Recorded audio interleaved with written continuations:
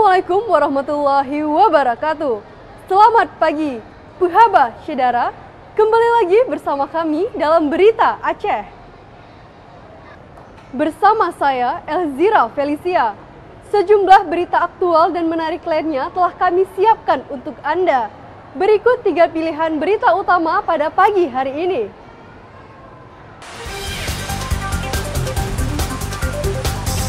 Jembatan gantung penghubung 2 desa di Kecamatan Sawang, Aceh Utara ambruk diterjang banjir bandang.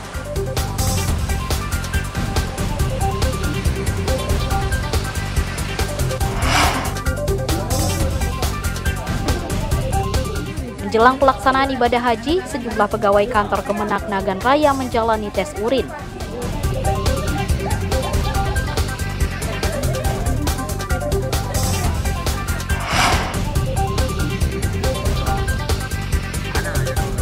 Sejumlah calon pengantin di Kota Lok Semawe menunda menikah lantaran harga emas terus melonjak.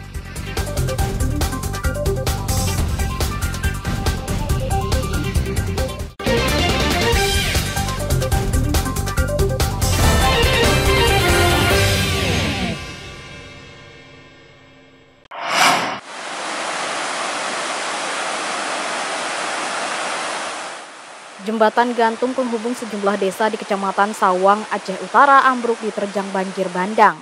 Akibatnya akses warga salah satu desa terisolir. Jembatan gantung penghubung desa Riseh Tengoh dengan desa Gunci di Kecamatan Sawang tak bisa digunakan lagi. Banjir bandang yang menerjang kawasan ini sejak 19 April 2024 menyebabkan jembatan utama warga setempat tidak lagi berfungsi. Video warga merekam saat banjir bandang terjadi di Sungai Krung Sawang pada Jumat lalu. Warga yang merekam peristiwa tersebut harus menyelamatkan diri untuk menghindari debit air yang terus meninggi. Dalam waktu singkat, debit air semakin tinggi dan menyeret sejumlah kayu gelondongan hingga merobohkan jembatan gantung.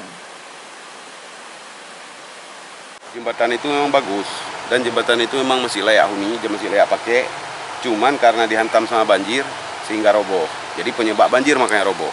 Menghubungkan desa mana saja Pak Kecik jembatan? Menghubungkan antara 2 desa sebagai penghubung. Yang pertama sekali orang mengangkat hasil panen kebun, yang kedua sebagai penghubung antara 2 desa, yang ketiga sebagai arus anak sekolah.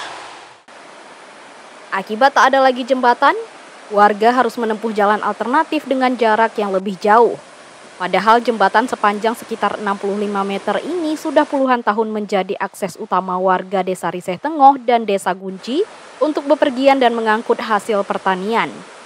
Warga berharap pemerintah memperbaiki atau membangun jembatan yang layak agar dapat dilintasi kembali. Dengan demikian perekonomian warga pun kembali pulih. Ramadan melaporkan dari Aceh Utara.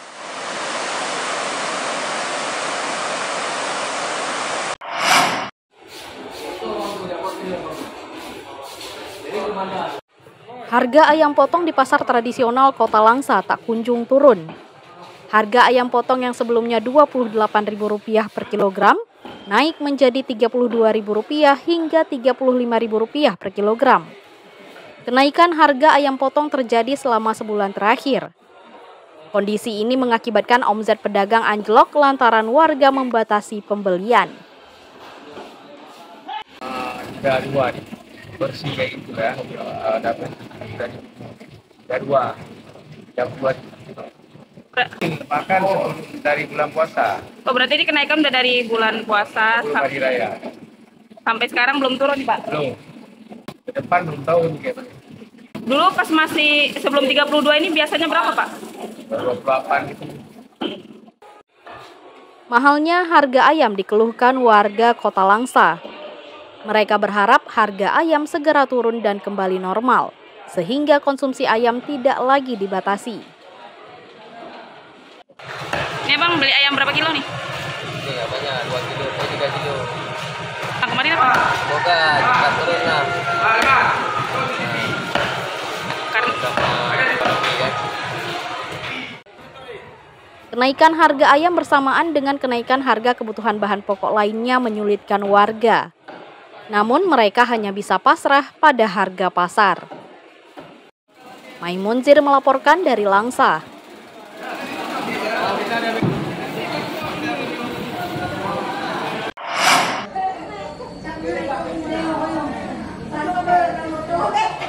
Menjelang pelaksanaan ibadah haji, sejumlah ASN kantor Kementerian Agama Kabupaten Nagan Raya menjalani tes urin. Tes urin yang dijalani puluhan ASN di kantor Kemenak setempat untuk mendeteksi dini penyalahgunaan narkoba dan obat terlarang. Tes urin juga dilakukan terhadap pegawai kontrak yang berlangsung di kantor Kemenak Nagan Raya.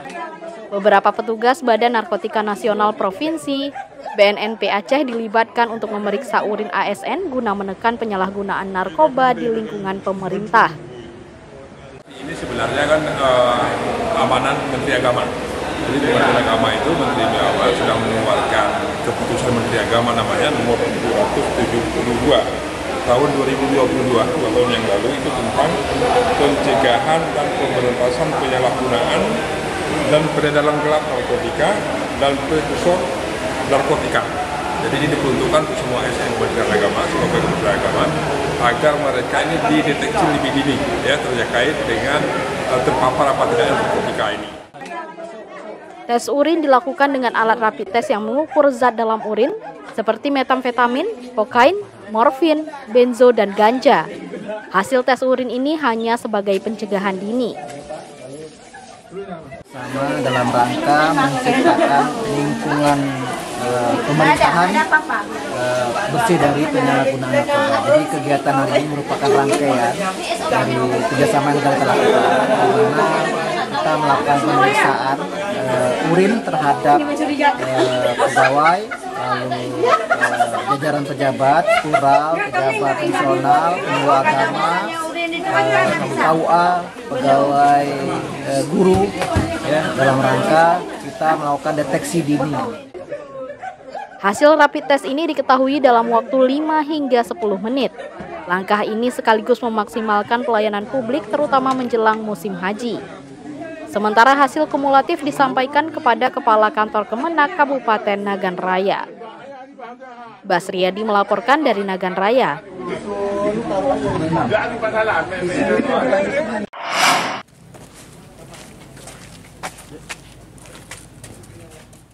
Seorang warga ditetapkan sebagai tersangka penyalahgunaan pengangkutan BBM bersubsidi.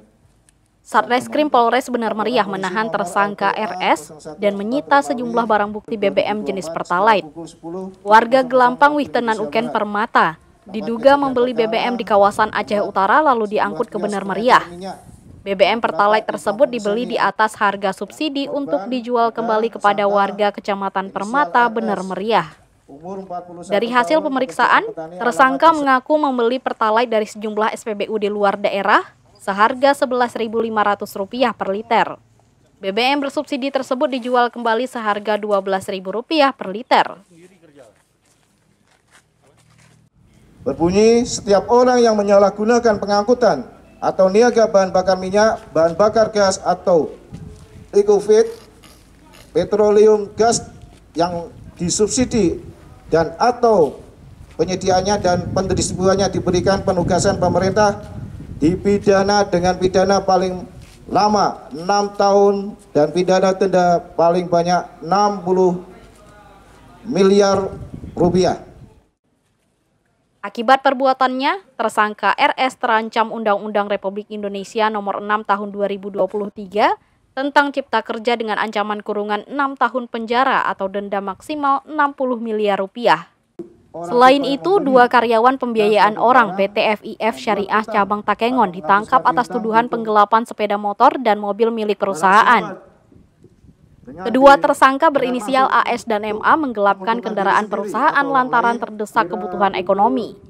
Kedua karyawan yang bekerja di bagian penagihan ini tidak menyetor hasil penagihan ke kas perusahaan, namun digunakan untuk kebutuhan pribadi.